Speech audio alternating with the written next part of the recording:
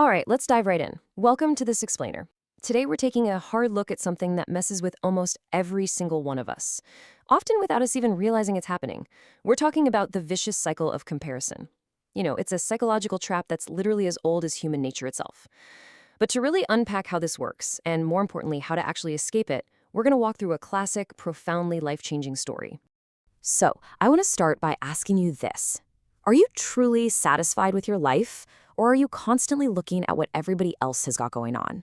It's a pretty heavy question, right? Because in our modern world, we are just bombarded relentlessly with the highlight reels of other people's lives. It makes it incredibly easy to measure our own messy, behind-the-scenes struggles against their shiny front-stage triumphs. To really grasp the danger of doing this, we're going to break down this amazing old fable about a crow. It seems simple at first, but the sheer mechanics of human envy and dissatisfaction are just woven perfectly into it. Section 1. Tears of a Crow. Okay, so picture the scene. A monk is sitting peacefully under a tree, just minding his own business, and suddenly a tear falls directly onto his cheek. He looks up, and there's this crow in the branches above, absolutely weeping. When the monk asks what's wrong, the crow delivers this totally devastating confession. "Everyone hates me. Death is better than such a life." The crow tells him that he feels completely unloved, that people are constantly shooing him away in disgrace. They never feed him. I mean, he is at absolute rock bottom, completely trapped in this mindset of self-pity. He hates himself entirely because he's entirely focused on how the world reacts negatively to him. So the monk feels for the guy. He's filled with compassion and tries to drop some wisdom about learning to be happy with what we have. But the crow is way too deep in his feelings to even hear it.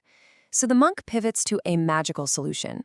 He says he'll use a special mantra to turn the crow into literally anything he wants. Instantly, the crow is like, "Make me a swan." But the monk sets one brilliant, absolutely crucial condition. Before he casts any spells, the crow has to fly over to a swan and confirm if that swan is actually truly happy. Moving into Section 2. Chasing Colors. So the crow embarks on this whole quest to find the happiest bird, and he's operating on a very specific assumption here. He assumes that increasing levels of physical beauty will naturally just equal increasing levels of joy. He starts at step 1 with the swan, figuring pure white feathers are the ticket to happiness. But spoiler alert, that leads him right to step 2 with the colorful parrot, and eventually to step 3, the majestic peacock. It's this relentless, exhausting pursuit of more color, more beauty, more validation. Let's see how these conversations actually play out.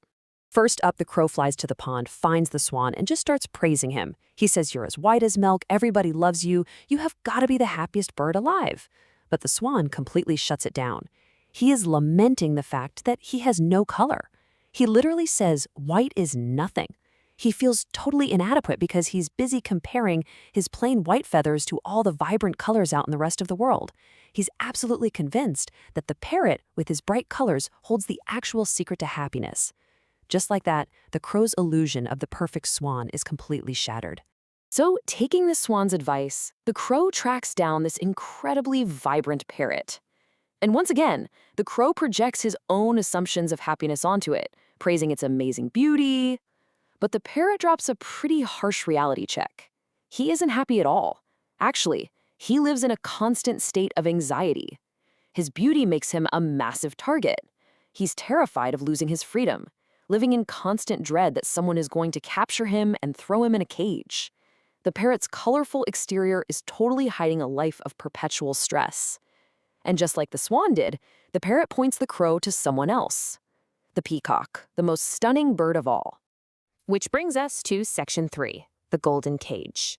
The crow takes off, searching high and low, and finally tracks down the peacock. And where is he? Inside a zoo, surrounded by hundreds of admiring people who've gathered just to stare at him.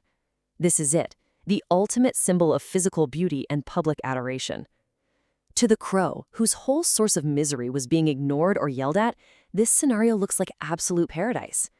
He waits for the crowds to finally clear out, walks up to the peacock, and tells him how unbelievably lucky he is to be so beautiful and loved by thousands.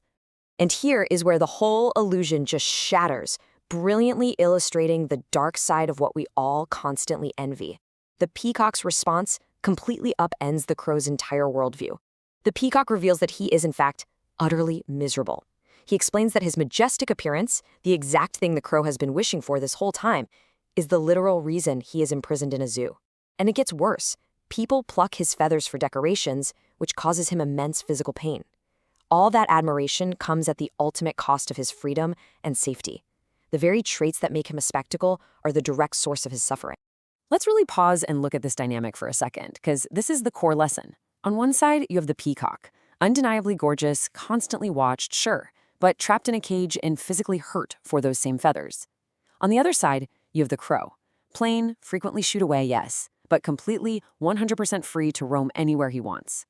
And the stunning twist here is the peacock telling the crow that he has carefully watched the zoo, and crows are the only birds they don't lock up. The peacock admits that he spends his days wishing he could just be a crow. The animal with the supposedly perfect life secretly envies the animal with the supposedly terrible life. It's crazy. Section 4. The ultimate trap. So this confession completely flips the script for the crow. For the very first time in his life, he is genuinely happy to just be a crow. He suddenly realizes he already possesses the exact thing that the most beautiful bird in the world so desperately wants: freedom. He flies straight back to the monk sitting under that tree. He doesn't want the magic trick anymore. He turns down the mantra, telling the monk he's perfectly fine exactly as he is. He found happiness not by magically changing his circumstances, but by fundamentally changing his perspective. Let's boil down the core takeaways from this entire explainer. Number 1. Unnecessary comparisons create sadness, period. When you measure your behind-the-scenes reality against someone else's highlight reel, you are going to lose every single time. Number 2, this triggers a vicious cycle of unhappiness. The swan envies the parrot envies the peacock, on and on. It never actually ends. Third, and this is a tough pill we all just have to swallow, there will always be someone who has more than you and someone who has less. It's basically a mathematical certainty. So the final overarching point is this: satisfaction with what you currently have is the only real formula for ultimate happiness. Focusing on what you lack guarantees you'll be miserable. Embracing what you have, just like the crow finally embracing his freedom, is the only true path to joy. Before we wrap up this explainer, I want you to ask yourself one final question and just let it really sink in. Whose life are you currently wishing for, and what cage might they be hiding? We are all guilty of playing the crow sometimes, assuming that someone else's money or status or beauty means their life is completely flawless. But remember the peacock. The next time you feel yourself getting pulled into that vicious cycle of comparison, ask yourself if you're only seeing their colorful feathers while completely missing the cage that traps them. Find your own freedom, appreciate your own unique advantages, and break the cycle. Thanks for joining me on this explainer, and keep learning.